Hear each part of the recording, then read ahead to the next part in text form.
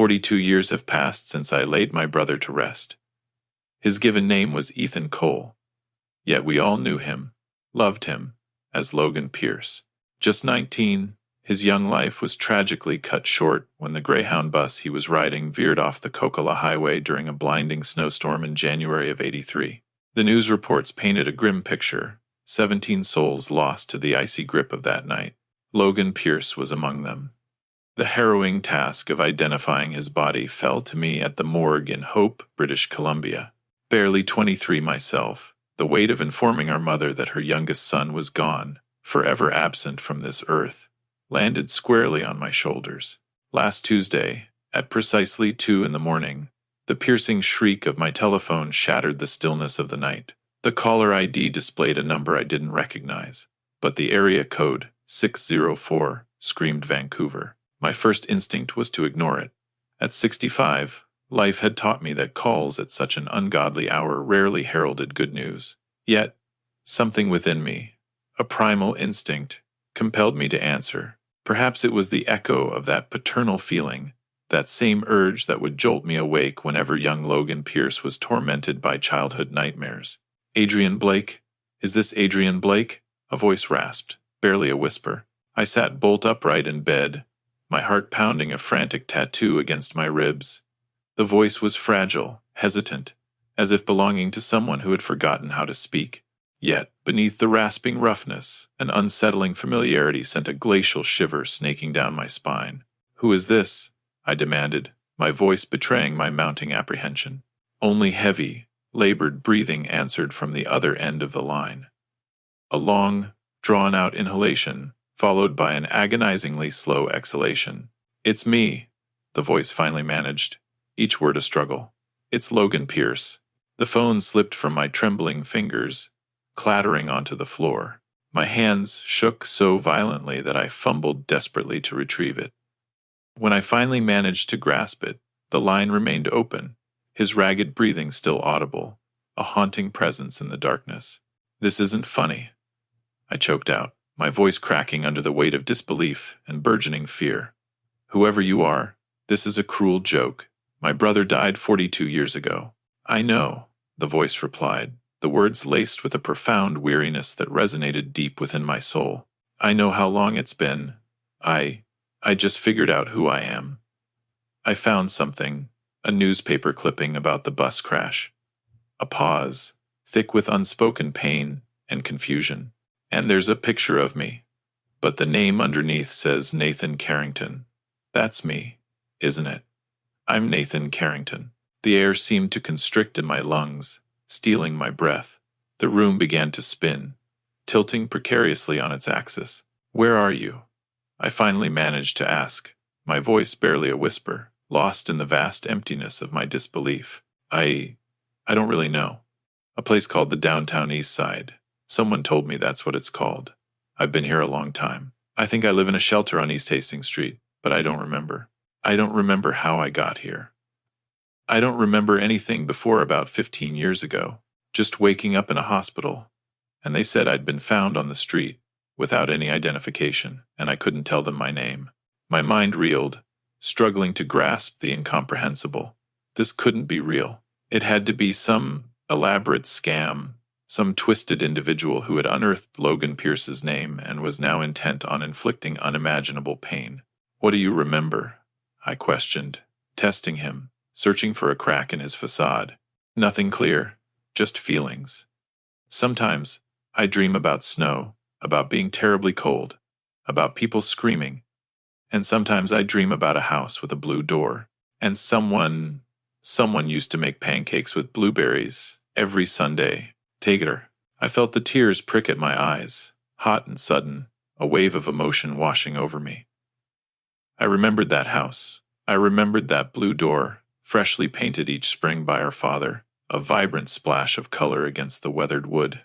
And I remembered Mom, unfailingly making those blueberry pancakes every Sunday morning, the sweet aroma filling the house with warmth and love. Logan Pierce always devoured twice as many as anyone else at the table, his face smeared with blueberry juice, a picture of unadulterated joy. "What do you look like?" I asked, my voice barely audible, choked with emotion. "Old," he replied, and there was a palpable sorrow in his voice, a profound sense of loss. Really old. My face is, I don't know how to describe it. Weathered, I guess. I've lived rough for a long time. But I found this picture in the newspaper from the accident, and even though it's 42 years old, I can see it. I can see myself in that face. We have the same eyes. Logan Pierce had a scar, I stated, my voice trembling, a desperate attempt to cling to reality. On his left forearm, from when he fell off his bike when he was 7. 12 stitches. A long silence stretched between us, filled with the weight of unspoken memories and the terrifying possibility of the impossible. Then, a hushed, almost reverent whisper. I have a scar on my left forearm. It's old, really old. I never knew where it came from. I was weeping openly now, crying with a raw grief I hadn't experienced since the day we lowered his coffin into the unforgiving earth. Give me your address, I demanded, my voice thick with tears and a desperate hope. I'm coming to get you. I don't think you should, he said quietly, his voice laced with resignation. I don't think I'm the person you remember. I don't remember being him. I'm just someone who's been living on the streets for longer than I can recall. I probably smell bad. I probably look scary. I just wanted to call because I thought someone should know that maybe I didn't die in that crash, that maybe there was a mistake. Tell me where you are, I repeated firmly, my voice brooking no argument. Right now. He gave me the address of a shelter on East Hastings, a name that conjured images of desperation and despair. I scribbled it down with shaking hands, the pen barely manageable. It was a 7-hour drive from Kelowna to Vancouver, a journey that stretched before me like an eternity, longer if road conditions were poor, a distinct possibility in the heart of winter. I glanced at the clock. 2:15 inches the morning. Stay there, I instructed, my voice filled with urgency. Don't go anywhere. I'm leaving right now. I'll be there by noon at the latest. Do you understand? Don't leave. Okay, he said softly, the word barely audible. Okay, Adrian Blake, I'll wait. The line went dead, leaving me alone in the oppressive silence of my bedroom.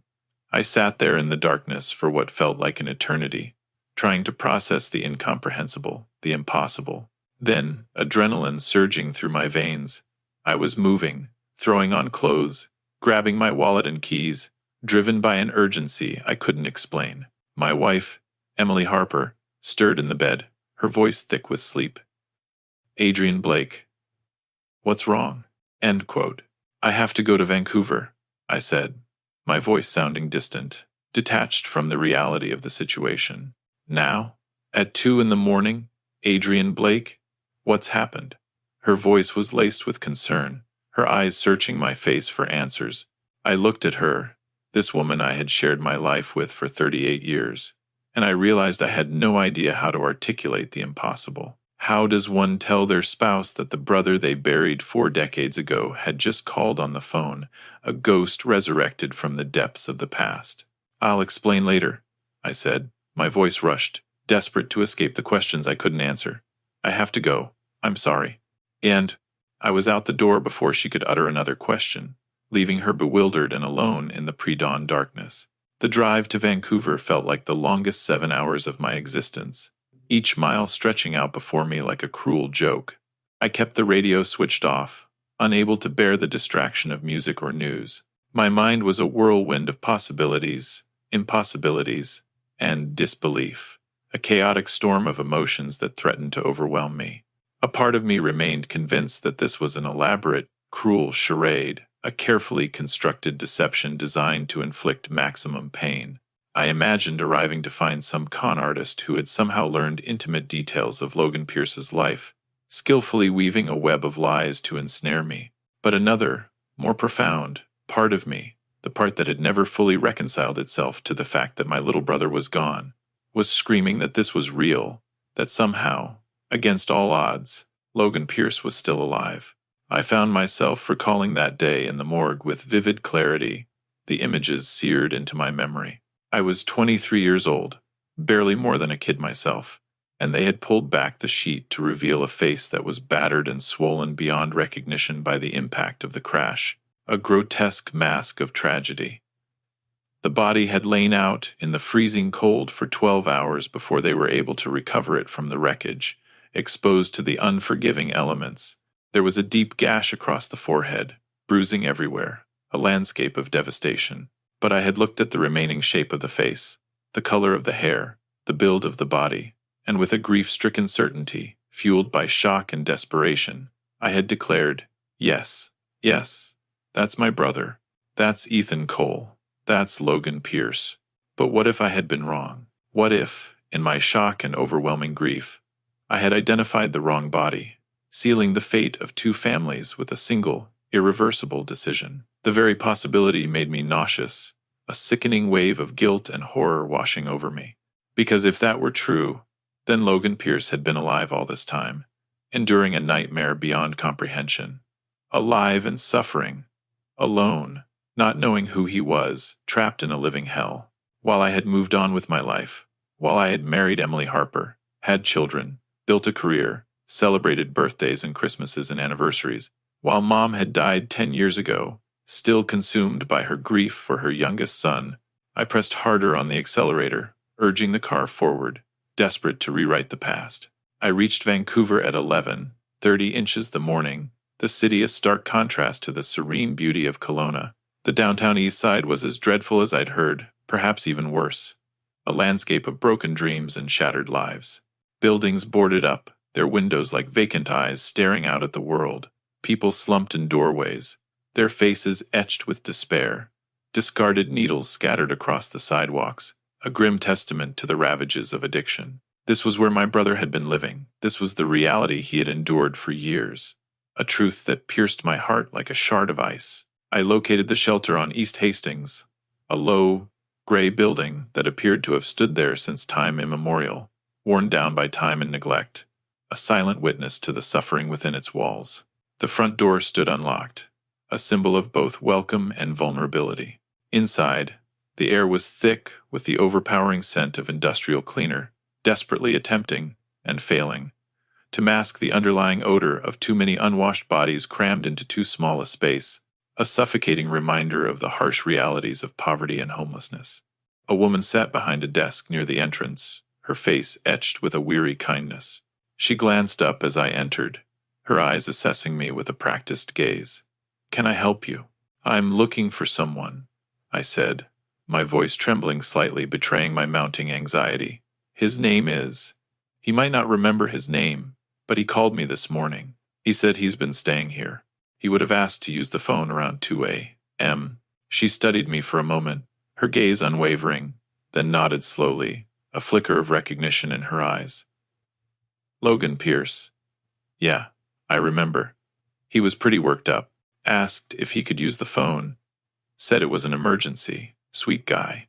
Logan Pierce has been coming here on and off for about 8 years, keeps to himself mostly. "Is he here now?" I asked, my voice barely above a whisper, filled with a desperate hope. "Check the common room. Through there." She gestured towards a door on the left, her eyes filled with a mixture of compassion and concern. I walked towards it, each step heavy with anticipation and dread, my heart pounding so fiercely that I feared I might faint, the weight of the unknown pressing down on me. The common room was a large, cavernous space filled with mismatched chairs and tables, a chaotic jumble of discarded furniture, and a television flickering soundlessly in one corner, its images a meaningless distraction from the reality of their lives. Perhaps a dozen people were scattered around, their eyes wary and guarded as they looked up at my entrance, their faces etched with the hardships they had endured. And then I saw him. He was sitting alone at a table near the window, his back to me, a solitary figure lost in his own world. I could see the unruly gray hair, longer than it should be, pulled back haphazardly into a ponytail, a desperate attempt at order in a chaotic existence. He wore a faded flannel shirt that had clearly seen better days, the fabric worn thin and stained with the marks of countless meals and countless hardships, and his shoulders were hunched as if he were trying to shrink himself, to become invisible, to disappear into the background. I walked towards him slowly, my legs feeling unsteady beneath me, each step measured and deliberate. "Logan Pierce," I said, my voice barely audible above the silence of the room. He turned around. The face that met my gaze was utterly unrecognizable, a mask of time and hardship. This man was weathered and worn, etched with deep lines around his eyes and mouth, a testament to years of struggle and suffering. His skin was the color of tanned leather, a permanent reminder of years spent living outdoors, exposed to the unforgiving elements. A jagged scar marred his left cheek, a new addition that I did not remember, a brutal reminder of the violence he had endured. He appeared to be at least 70 years old, rather than the 61 he should have been, his body ravaged by years of neglect and hardship. But the eyes, God, the eyes were the same, a rich, warm brown, flecked with gold, exactly like our father's eyes, exactly like Logan Pierce's eyes, a spark of recognition that cut through the years of pain and suffering. Adrian Blake, he said, and his voice cracked with emotion, a raw and vulnerable sound that resonated deep within my soul. I was unable to speak. I simply stared at him, this man who might be my brother, this ghost resurrected from 42 years of the past. A miracle and a tragedy all rolled into one. He rose to his feet slowly, his movements stiff and labored, as if his joints ached with every movement, a testament to the years of hardship he had endured. He was thinner than Logan Pierce had been, and, somehow shorter, although that might have been a result of his posture, the way he carried himself, the weight of the world pressing down on his shoulders. But as he looked at me, there was something in his expression, a flicker of recognition, a spark of hope that stole my breath away, a connection that transcended time and distance. "You came," he said, his voice filled with disbelief, as if he couldn't quite believe I was really there. "I wasn't sure you would." "Show me your arm," I commanded, my voice rough, demanding, desperate to confirm the impossible. "The left one." He hesitated for a moment, his eyes filled with a mixture of fear and hope, then slowly rolled up his sleeve, revealing a forearm scarred and weathered by time. There, running along his forearm, was a scar, faded with time, but unmistakable, about 4 inches long, right where Logan Pierce's scar had been, a tangible link to the past. I felt my knees buckle, the reality of the situation threatening to overwhelm me. I reached out and grabbed the edge of the table to steady myself, my body trembling uncontrollably. "I think I need to sit down," I said, my voice barely a whisper, lost in the overwhelming emotion. He pulled out a chair for me, and I sank into it, trembling, my body racked with sobs. He sat back down across from me, watching me with a wary caution, as if he expected me to flee at any moment, to disappear back into the world from which I had come. "Tell me about the bus crash," I said, my voice barely audible, choked with emotion. "Tell me what you remember." "I don't remember the crash itself," he said slowly, his voice laced with pain and confusion. "But I have nightmares, always the same. I'm on a bus, and it's snowing, and the driver is trying to slow down, but we're sliding, out of control, and then people are screaming, and it's so cold I think I might die from it. And then, nothing, just darkness for a long time." He rubbed his face with both hands, as if trying to wipe away the haunting images, the echoes of a trauma that continued to torment him after all these years. "The next thing I remember clearly is waking up in a hospital. A nurse told me I'd been brought in from the streets, that I'd been unconscious. They said I'd been beaten, that someone had robbed me, but I didn't remember that either. I couldn't remember anything. Not my name, not where I was from, nothing." "What year was this?" I asked, my mind racing, trying to piece together the fragments of his shattered past. 2010, he replied, his voice filled with confusion. "February, I think." I didn't even know what year it was. I had to ask. My mind was racing. 2010. That was 17 years after the crash. What had happened during those 17 years? Where had Logan Pierce been? What had he endured? And before that? I pressed, my voice filled with urgency. "You really don't remember anything?" "Sometimes I get flashes," he said, his eyes filled with a distant sadness. "Little pieces that don't make sense. I remember being cold a lot, living rough somewhere, mountains maybe. And I think I remember working manual labor, construction, maybe, getting paid in cash. But it's all foggy, like trying to recall a dream, elusive and intangible." He looked down at his hands, and I noticed they were scarred and calloused, the hands of someone who had done hard physical work, a stark contrast to the smooth, well-manicured hands of my own. For a long time, I didn't even try to remember, he said quietly, his voice laced with resignation. I just survived day to day, found shelters when I could, slept outside when I couldn't.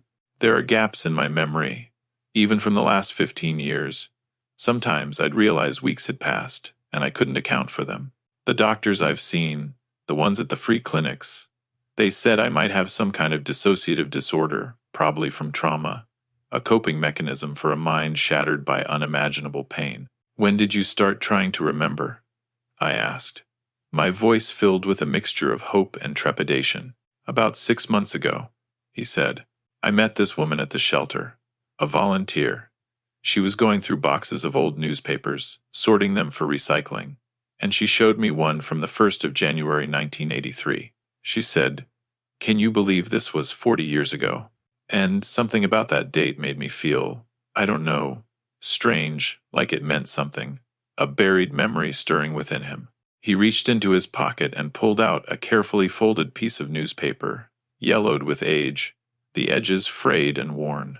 He unfolded it gently, as if it might disintegrate in his hands, and pushed it across the table to me. It was a front-page article about the bus crash, the ink faded and brittle, 17 dead in highway disaster.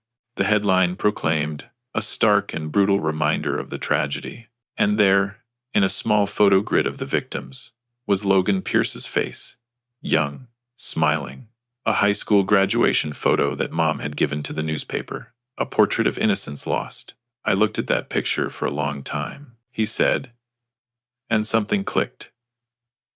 I knew that face, not from a mirror. I don't look like that anymore, but from somewhere deep inside, from a place I couldn't name, and the name underneath. Nathan Carrington. I kept saying it over and over. Ethan Cole. Logan Pierce. And it felt right. It felt like my name. A name I had forgotten but still recognized. I stared at the newspaper clipping, at my brother's young face smiling back at me, a ghost from the past reaching out across the years. I started looking for more information, he continued. There's a library near here. The librarian helped me search old records. I found the obituary. I found the list of survivors, family members left behind. Your name was there. Adrian Blake Carr, brother. And there was an address in Kelowna. Took me 3 months to work up the courage to call. I didn't know if you'd even still be there.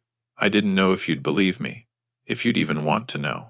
I'm not sure I do believe you, I said, and the words came out harsher than I intended, betraying my inner turmoil.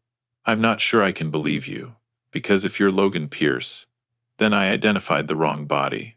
I told our mother the wrong son was dead. Do you understand what that means?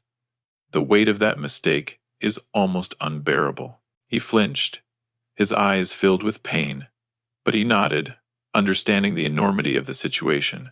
I'm sorry. I'm so sorry. I know I can't imagine what this is like for you, the weight of guilt and confusion you must be carrying. Mom's dead, I said, and I heard my voice crack, the grief threatening to overwhelm me. She died 10 years ago. She spent 32 years thinking you were gone, consumed by a sorrow that never eased. She never got over it. And if you're really Logan Pierce, then she died not knowing you were alive, a tragic irony that broke my heart anew. The tears were streaming down my face now, a torrent of grief and regret, and I didn't care who saw them. I had nothing left to hide. The man across from me, Logan Pierce, maybe Logan Pierce, was crying too, silent tears running down his weathered face, a mirror image of my own pain. I'm sorry, he whispered, his voice filled with remorse. I'm so sorry. We sat there in that shelter common room, 2 old men weeping, their tears mingling with the dust and despair of the room, while people walked past and pretended not to notice, accustomed to the suffering around them. Finally, I wiped my face with my sleeve and looked at him, really looked at him, trying to find the boy I had lost in the lines and scars of the man before me. We need to do a DNA test, I said, my voice firm, resolute. That's the only way to know for sure, the only way to silence the doubt. He nodded, his eyes filled with a desperate hope. Okay, yes. I want to know, too. I need to know, to finally have an answer to the questions that have haunted me for years. I pulled out my phone and started searching, my fingers fumbling with the screen. There was a place in downtown Vancouver that did same-day DNA testing, a promise of swift resolution. Private lab, expensive, but they could have results in 48 hours, a small price to pay for the truth. I called them and made an appointment for 3 that afternoon, a deadline that loomed large in my mind. "Come on," I said, standing up, driven by a sudden surge of energy. "Let's go get this done. Let's finally find out the truth." He stood, too, moving stiffly, his body protesting the sudden movement. As we walked out of the shelter together, I realized how much shorter he was than me now, a stark reminder of the years of hardship he had endured. Logan Pierce had been almost my height when he died, or when I thought he died, a vibrant young man full of promise. This man was at least 3 inches shorter, his body diminished by years of neglect and suffering. But then, years of malnutrition and living rough could do that to a person, could steal their strength and their stature. We drove to the lab in silence, the weight of the unknown hanging heavy in the air. I kept glancing at him in the passenger seat, trying to discern my little brother in this weathered stranger, searching for familiar features in a face ravaged by time.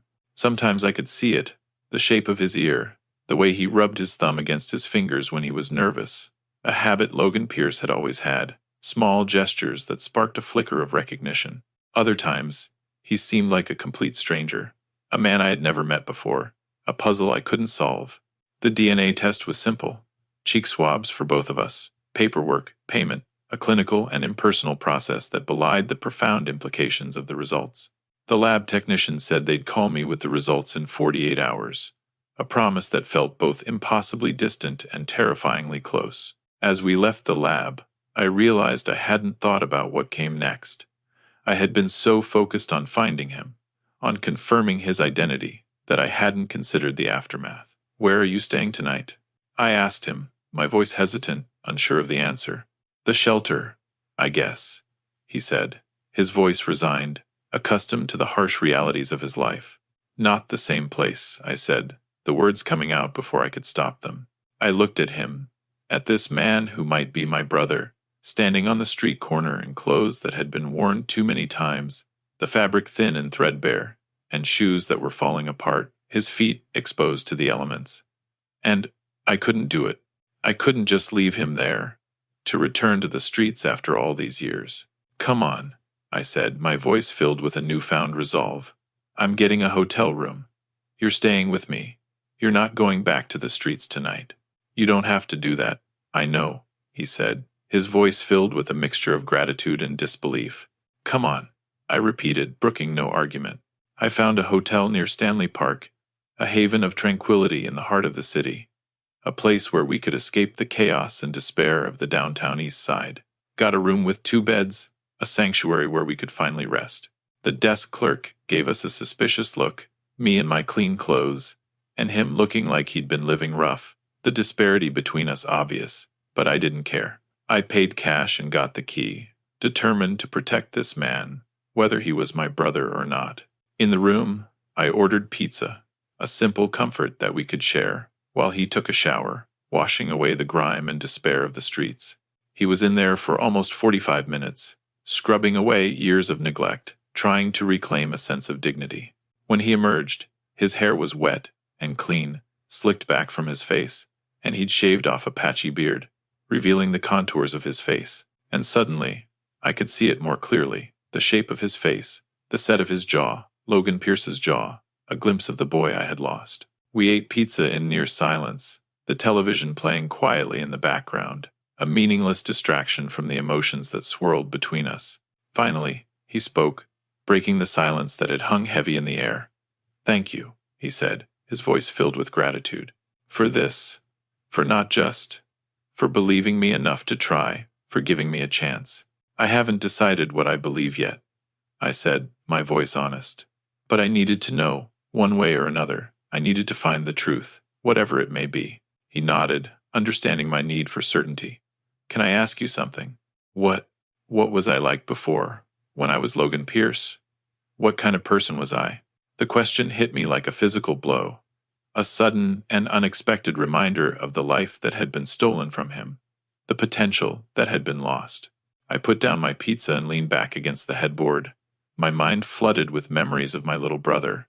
You were good, I said after a moment, my voice thick with emotion. Really good. Kind, you know. You were the kid who always brought home stray cats, who cried when you saw roadkill, who couldn't bear to see anyone suffer. You wanted to be a veterinarian, to heal animals and ease their pain. You were going to college in Vancouver that year. In September, a dream you had worked so hard to achieve. You were so excited about it, so full of hope. I could see tears forming in his eyes again, a reflection of the pain that I felt. You were funny, I continued, always making Mom laugh, even when she was having a bad day, your laughter a balm for her soul. And you were brave. When Dad left when you were 12, you told me we'd be okay, that we'd take care of Mom together. And we did. You were my rock. I wish I could remember, he whispered, his voice filled with a profound sense of loss. I wish I could remember being that person, being that boy, being Logan Pierce. Maybe you will, I said, offering a glimmer of hope, even though I wasn't sure I believed it myself. Maybe when you know for sure who you are, it'll come back, the memories will flood back, and you'll remember. But I wasn't sure I believed that the damage to his mind was too extensive, the years of trauma too profound. That night, I lay awake in the hotel bed, listening to him breathe in the bed next to mine, the silence amplifying my anxieties. Steady, deep breaths, the breathing of someone who'd finally found a safe place to sleep, a temporary respite from the chaos of his life. I thought about calling Emily Harper, but I didn't know what to say, how to explain this on the phone. The words seemed inadequate to convey the enormity of the situation. So, I sent her a text instead, a brief message to reassure her. I'm okay. I'll explain everything when I get home. Just trust me. I love you. She wrote back immediately, her love a lifeline in the midst of my turmoil. I love you too. Be safe. Come home soon. The next day, we didn't talk much, the silence between us filled with unspoken thoughts and anxieties. We got breakfast at a diner, a simple meal that we shared in companionable silence. I watched him eat like he hadn't had a real meal in months, which he probably hadn't, his body craving nourishment. And then we walked around Stanley Park, surrounded by the beauty of nature, a stark contrast to the ugliness of the downtown Eastside. It seemed important somehow to not just sit in the hotel room waiting for the phone to ring, to fill the time with something meaningful. As we walked, he told me more about his life on the streets, the shelters he'd stayed in, the people he'd met, the winters that almost killed him, the constant struggle for survival. He told me about finding small jobs here and there, day labor that paid cash, about the times he'd been robbed, beaten, thrown in jail for loitering, about the constant fog in his mind, the feeling of being lost in his own life, disconnected from the world around him. I always felt like I was waiting for something, he said as we stood looking out at the water, the vast expanse of the ocean mirroring the emptiness within him. Like there was something I was supposed to do, somewhere I was supposed to be, but I could never remember what it was, a nagging sense of incompleteness that haunted him. The phone rang at 2:30 on Thursday afternoon, shattering the fragile peace we had found. We were back in the hotel room, the atmosphere thick with anticipation. I'd checked out, planning to start the drive home, but I delayed leaving until we got the call, unable to leave until we knew the truth. I answered on the second ring, my heart pounding in my chest. Hello, Mr. Carr. This is Lila Chen from the Vancouver DNA lab. I'm calling with your results. My hand was shaking so badly I almost dropped the phone, the weight of the moment almost overwhelming. The man sitting on the bed across from me, Logan Pierce, or rather, who I believed to be Logan Pierce, stared back at me, his eyes wide with a mixture of hope and disbelief. Yes, I confirmed, my voice trembling slightly. Yes, this is Adrian Blake Carr. The disembodied voice on the other end of the line continued, crisp and professional. The results of your DNA comparison test are conclusive. The probability of siblingship between you and the second party is 99.997%. In other words, Mr. Carr, you are biological brothers. The room swam. The familiar furniture of my guest bedroom seemed to tilt precariously. My legs gave way, and I collapsed onto the edge of the bed, the worn springs groaning beneath my weight. You're certain? I stammered. the question feeling utterly inadequate, almost insulting given the scientific certainty just delivered. Yes, sir. These results are definitive, beyond any reasonable doubt. Would you like me to email you the full, detailed report, complete with the genetic markers? Yes, please. Immediately. I rattled off my email address, my mind struggling to catch up with the reality unfolding. I thanked her, the word catching in my throat, and disconnected the call. I looked across the room, my gaze locking with the man I'd only just begun to know. My brother. The brother I'd grieved for, buried 42 years prior. The brother who had been alive, breathing, existing somewhere out there all this time. It's you. I breathed, the words barely audible.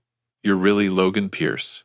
He exhaled a sound, a fractured expression of relief and anguish, half laugh, half heart-wrenching sob. I'm Logan Pierce, he repeated, the statement sounding fragile, as if he were trying to convince himself that this impossible truth was actually real. I'm Nathan Carrington. And then the dam broke. We were both crying again, tears streaming down our faces, a cathartic release of decades of pain and unresolved grief. This time, I didn't hesitate. I crossed the small space separating us and pulled him into a desperate, clinging hug. He felt shockingly thin, almost frail in my arms, a stark contrast to the vibrant, athletic youth I remembered. But he was real. He was alive. We held on to each other for what felt like an eternity, drawing strength and comfort from this newfound connection. Finally, I pulled back, wiping the tears from my eyes with the back of my hand. We need to figure out what happened, I said, my voice raw with emotion. How you survived the crash. Where you've been all this time. Everything. Logan Pierce hesitated, his brow furrowed in thought. I know someone who might be able to help, he said, a glimmer of hope flickering in his eyes. There's a doctor at the free clinic who's been helping me, Dr. Madison Walsh. She specializes in trauma cases, especially cases involving memory loss. She might have some answers, or at least know where to begin looking. That afternoon, we found ourselves sitting in Dr. Walsh's small, cluttered office. She was a woman in her late 50s, her face etched with lines of empathy and experience, her eyes kind and intelligent. She possessed the calm, patient manner of someone who had heard every story imaginable, who had witnessed the full spectrum of human suffering and resilience. I laid out the entire story, the horrific bus crash, the agonizing identification of the body, the unexpected phone call, the earth-shattering DNA results. I even handed her a copy of the DNA test results I printed from the email. She listened intently, absorbing every word, her pen dancing across a notepad, meticulously capturing every detail as I recounted the fragmented memories and shocking revelations. Logan Pierce, if you're amenable, I'd like to conduct a thorough physical examination, she stated calmly once I'd finished speaking, her gaze unwavering. He offered a silent nod of consent, his eyes reflecting a mixture of apprehension and resignation. Guiding him gently to the examination table, she commenced a detailed physical assessment, her attention drawn to the intricate roadmap of old scars, healed fractures, and subtle deformities that crisscrossed his body. She shone a slender beam of light into his eyes, testing his reflexes, her fingers gently probing the contours of his skull, searching for any signs of past trauma. The evidence of past trauma is extensive, she declared after a few minutes, her voice grave. Multiple healed fractures, ribs, left arm, right ankle, significant scarring across your torso and back, consistent with burns and lacerations, and here, her fingers paused, a gentle but deliberate touch at the back of his head, a noticeable depression in the skull, consistent with a severe impact injury, likely caused by blunt force. From the bus crash, I queried, my voice thick with anticipation and dread. Possibly, she conceded, her expression thoughtful. But based on what you've shared, and what I've observed, I believe the sequence of events unfolded differently than what you initially believed.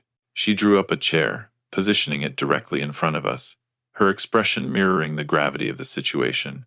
I believe Logan Pierce survived the initial impact of the crash, but sustained significant injuries, severe head trauma, rendering him possibly unconscious or at least severely disoriented.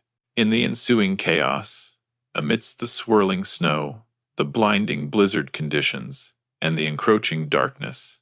It's highly probable he was ejected from the bus during the tumultuous aftermath. The surviving passengers recall a scene of utter pandemonium, with visibility severely compromised, making a proper search nearly impossible. Logan Pierce, in all likelihood, landed away from the main wreckage, perhaps concealed by the deep snowdrifts. She paused, carefully choosing her words, her gaze shifting between Logan Pierce and me. Adrian Blake, the body you identified. I suspect it belonged to another passenger, someone of similar build and age to your brother. Given the horrific condition of the bodies post-crash, compounded by the devastating effects of prolonged exposure to the freezing cold and the extensive facial trauma sustained by many victims, a misidentification, especially fueled by the intense grief and overwhelming shock you were experiencing, would have been tragically easy to make. A wave of nausea washed over me, leaving me weak and lightheaded. Her words resonated with a chilling, undeniable truth. She was right. Deep down, I knew she was right. A lifetime of guilt and misplaced grief suddenly coalesced into a sharp, piercing pain. So, what became of Logan Pierce after the crash? I managed to ask, the words barely audible, a choked whisper escaping my lips. I believe he was found, perhaps by a trucker passing through the remote highway, or a local resident from one of the small, isolated towns scattered along the logging roads. Someone who, for their own self-serving reasons, chose not to seek proper medical assistance for him. Perhaps they were involved in illicit activities, operating outside the bounds of the law. Or perhaps they simply saw a dark opportunity, a young man, stripped of his memory and his identity, vulnerable and ripe for exploitation. You think someone held him captive against his will? I asked, my voice a hollow echo of the question that had haunted me for decades. I think someone used him, exploited his vulnerability for their own gain, she replied softly, her tone filled with empathy, most likely for forced labor. The remote, sparsely populated regions of British Columbia are unfortunately rife with such clandestine operations. Illegal logging, clandestine drug production, off-the-books construction projects that operate far from the reach of legal oversight. They rely on a workforce comprised of individuals who won't ask questions, who won't seek help from the authorities, workers who may not even remember who they are or where they came from. Logan Pierce remained silent, his gaze fixed on the worn linoleum floor, his hands clenched into tight, trembling fists. The unspoken horrors of his past seemed to hang heavy in the air. That would explain the fragmented gaps in your memory. Doctor, Walsh continued, her voice gentle yet firm, her words carefully chosen to avoid causing further distress.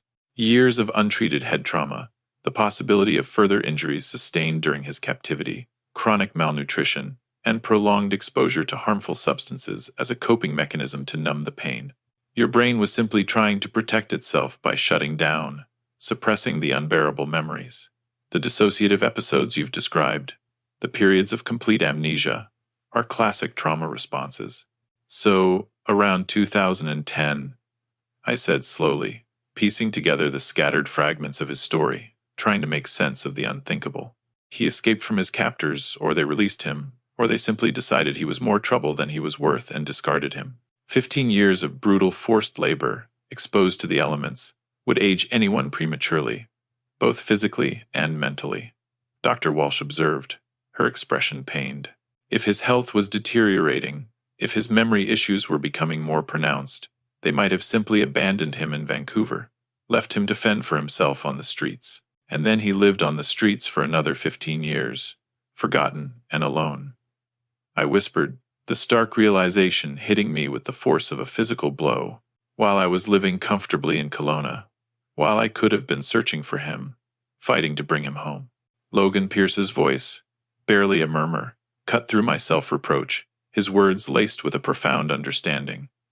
You couldn't have known, Adrian Blake. You thought I was dead. We all did. Dr. Walsh turned to me, her gaze filled with compassion and unwavering support. Your mother, she has passed away. I nodded, unable to speak, the familiar ache of grief constricting my throat. I'm so sorry for your loss, she said softly, her voice filled with genuine empathy.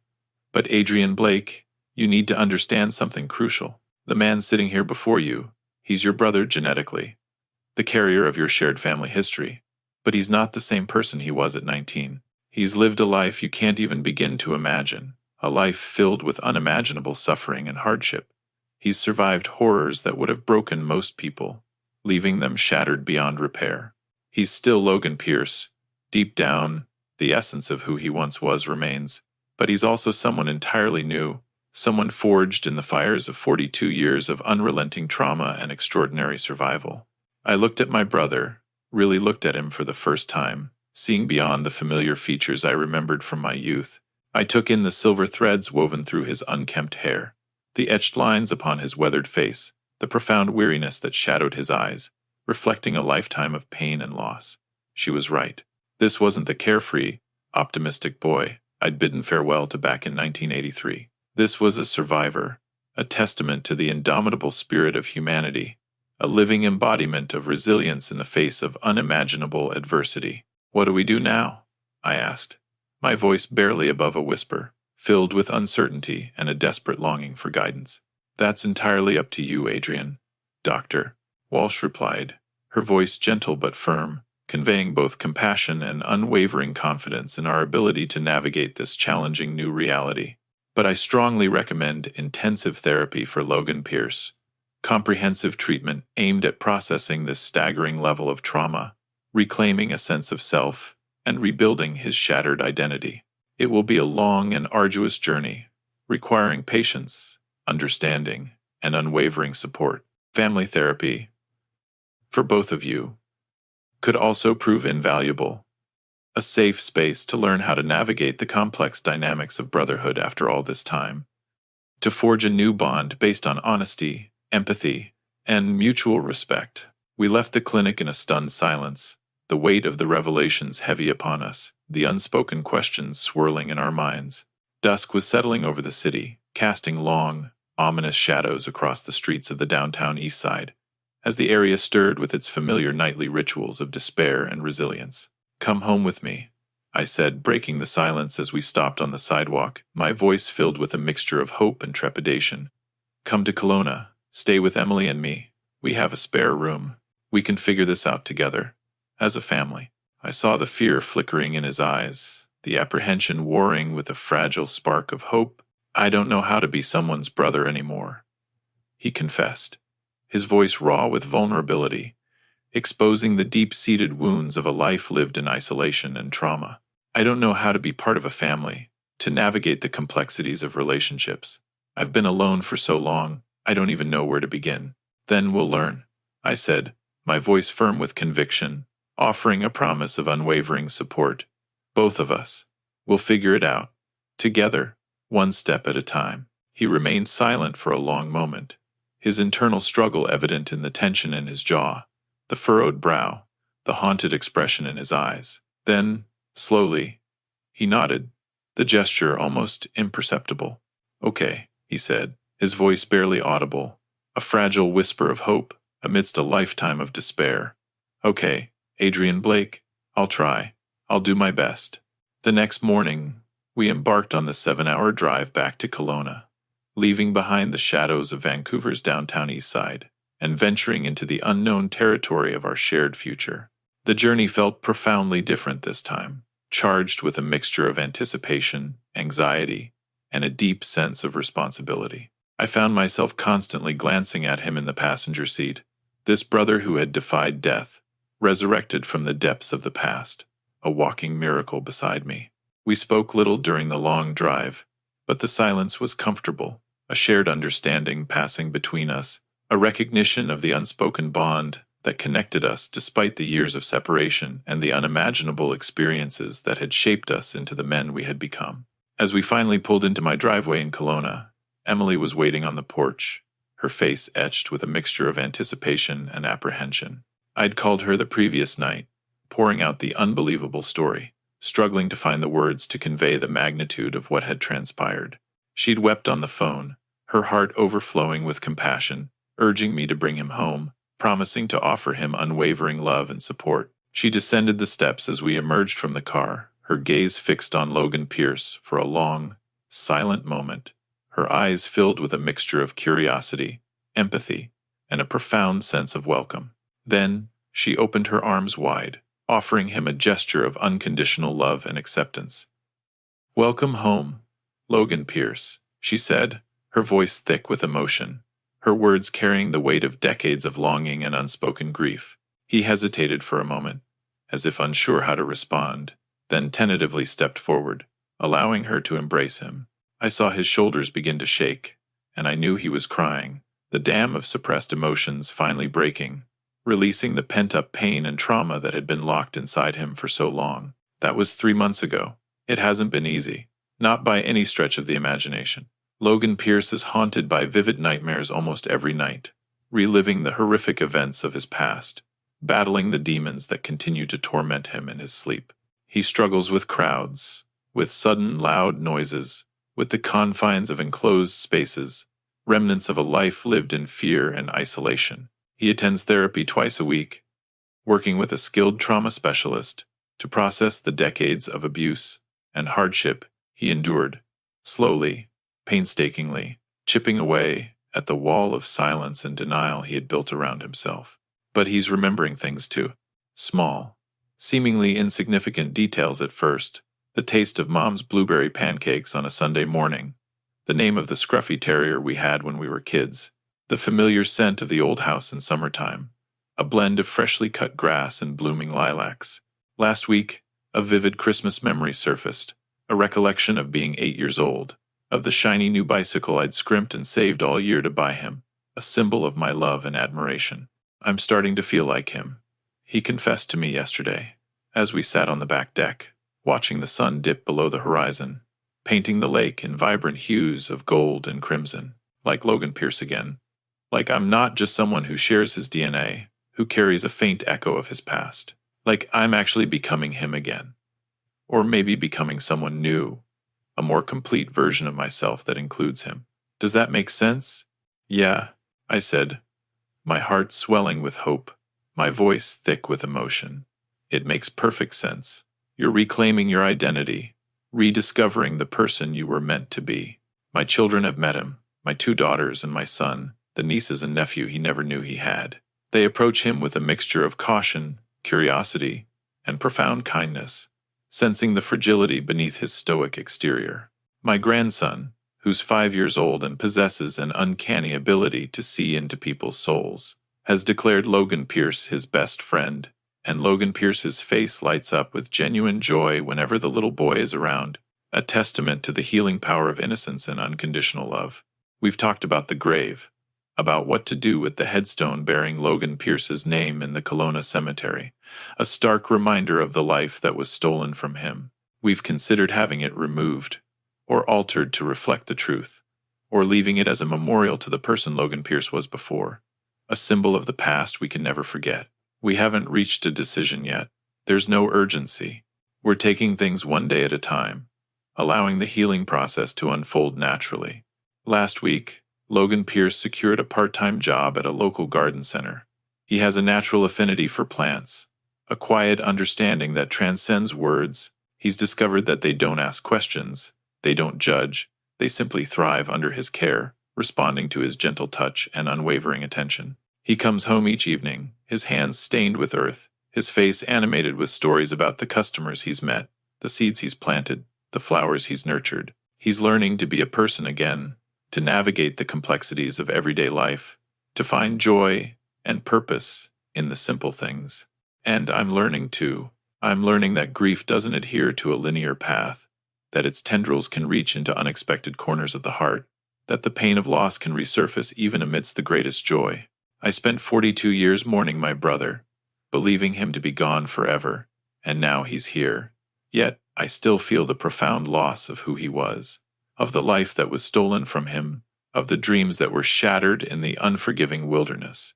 I'm grieving for the 19-year-old boy who boarded that ill-fated bus, filled with hope and ambition, for the future that was cruelly snatched away from him. But I'm also filled with an overwhelming sense of gratitude, because against all odds, through unimaginable hardship, he survived. And perhaps that's what matters most, the sheer, unadulterated fact of his existence, the miracle of his return. He asked me the other day if I ever blamed myself for misidentifying the body, for the mistake that condemned him to a life of suffering and isolation. Every day, I admitted honestly, the guilt still gnawing at me after all these years.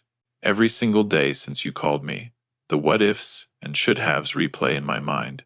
Don't, he said, his voice firm and unwavering, his eyes filled with forgiveness and understanding. You were 23, Adrian Blake, barely more than a kid yourself.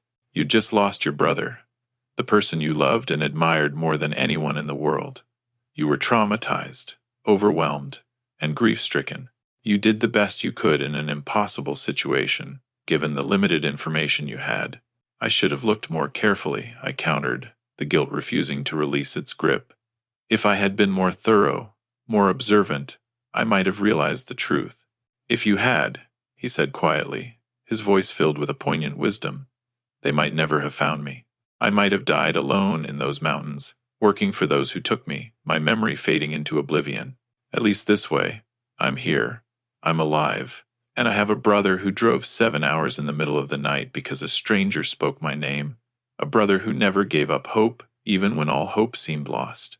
He's right, I suppose. I'm trying to forgive myself, to release the shackles of the past, to focus on the present and the future we have together. It's proving to be more difficult than I ever imagined, a daily struggle against the ingrained patterns of guilt and regret. Sometimes, late at night, I lie awake, haunted by the years we lost, by the birthdays and holidays we missed, by all the precious moments we should have shared, the experiences that can never be reclaimed. I think about Mom, and how her heart would have overflowed with joy to know he was alive, to witness the miracle of his return. That's the hardest part, the agonizing knowledge that she died without knowing, that she carried the burden of his loss until her final breath. But then I remind myself of Dr. Walsh's words. The past is the past. We can't change it. All we can do is move forward, learning from our mistakes and embracing the present moment. And so that's what we're doing, day by day, moment by moment, learning how to be brothers again. Or perhaps learning how to be brothers for the first time, because we're both irrevocably changed, shaped by the crucible of time and experience, forever bound by the shared trauma of our past and the unwavering hope for our future. Last night, we sat on the deck after dinner, sharing a comfortable silence as we watched the stars emerge in the night sky, a celestial tapestry of light and wonder. Logan Pierce gazed up at the heavens, his face filled with a poignant longing. "Do you think Mom knows?" he asked, his voice barely audible, a whisper carried on the gentle breeze. "Wherever she is, do you think she knows I'm alive, that I finally made it home?" "I think she does," I said, my voice thick with emotion, my eyes glistening with tears. "I think she's been watching over you this whole time, guiding you through the darkness, keeping you alive until you could find your way back to us." A faint smile touched his lips, a rare and precious sight that warmed my heart. "I'm glad you answered the phone," he said softly, his voice filled with gratitude. "Me too, Logan Pierce," I replied, my heart overflowing with love and appreciation. "Me too. And I am. Despite everything, the pain, the confusion, the lingering grief that somehow coexists with the burgeoning joy, I'm eternally grateful. Because my brother came back from the dead, and that's a miracle I never dared to dream I'd witness, a testament to the power of hope, the resilience of the human spirit, and the enduring bonds of family. I've learned so much through this extraordinary journey, this unexpected twist in the narrative of our lives. I've learned that hope isn't foolish, even when it seems utterly impossible, even when the odds are stacked against you. I've learned that people are more resilient than we often give them credit for, that the human spirit can endure even the most unimaginable horrors and still find a way to heal and thrive. I've learned that family isn't solely about shared memories, about a shared past, about blood relations. It's about choosing to show up, day after day, even when it's difficult, about extending a hand, offering unwavering support, and embracing the imperfections that make us human. And I've learned that it's never too late for a second chance, that redemption is always within reach, that the possibility of healing and renewal exists even after decades of suffering and loss. Logan Pierce is still on his journey of self-discovery, navigating the complexities of his past and embracing the uncertainties of his future. He may never fully recover his lost memories. He may always carry the invisible scars of those lost years. But he's here, in this moment, present in our lives. He's alive, breathing, healing, growing. He's home, where he belongs, surrounded by love and acceptance. And that's enough. That's more than enough. That's everything.